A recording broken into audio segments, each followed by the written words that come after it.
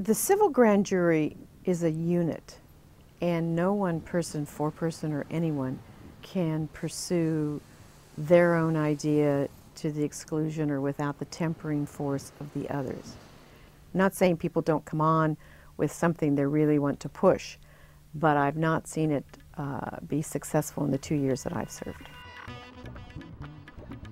At the time you start, you don't know what topics you will end up investigating.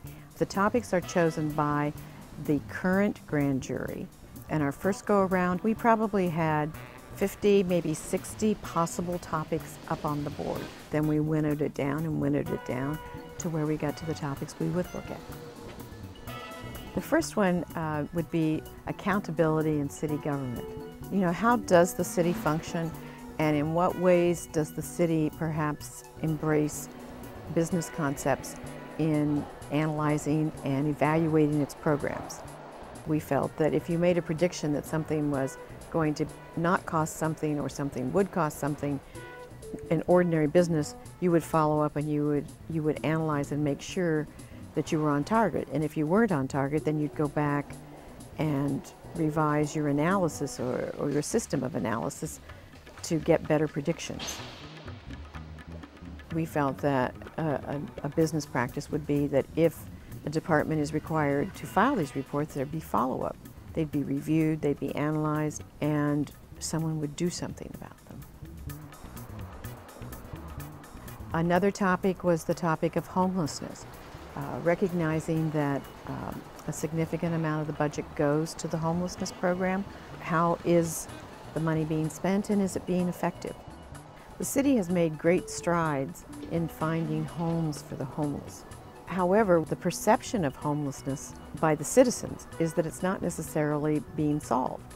Drinking in the parks, drug use in the parks, panhandling in downtown tourist areas, sleeping in neighborhoods, those sorts of problems, which the citizens are still seeing, and makes them wonder, well, what are we doing for the homeless? Are we being successful? So our recommendation was that the city should not only continue to provide homes, but really needs to address this other issue, which is the quality of life issue for both the homeless and for other residents of the city. Some people are suspicious of the election process and are questioning whether it's fair, is it open, is it accurate? And so we went to the Department of Elections and said, you know, we'd really like to observe as much as we can of the election process. It was a time-consuming report because we observed 4 elections in our term, but the problems were fairly clear-cut. The Elections Department needs a permanent home, particularly for its operations side.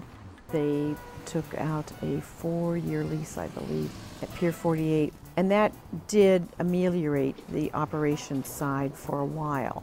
But that's a short-term lease, and so the city should be committed to finding a permanent home for the Department of Elections operations. And the last one, probably the report that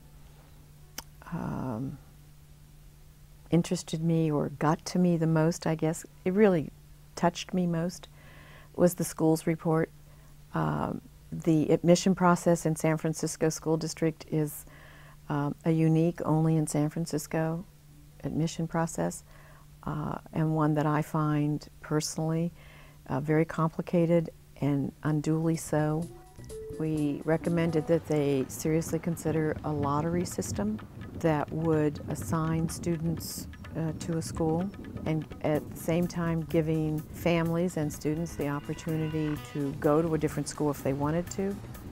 We recommended that they look to redefining the attendance area and perhaps trying to have students attend schools closer to home or within their attendance area.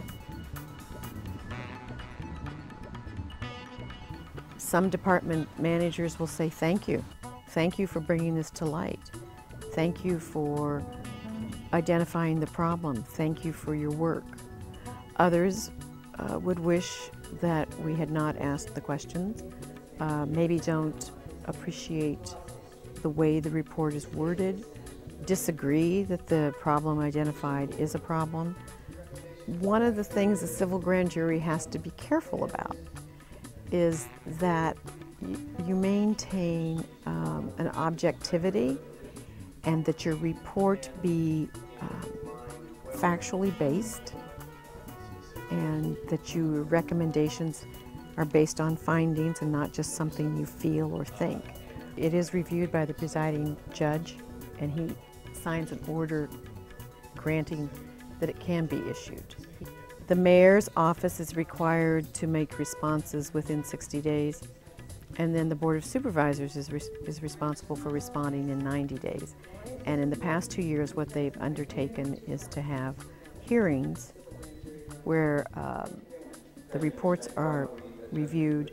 The grand jury has an opportunity to testify or make comments. The departments are invited to come and make comments where they disagree, where they agree, and then the public can comment. If a person would like to learn more about the reports, they can go to the SF.gov website, go to courts, and then under courts you will find civil grand jury.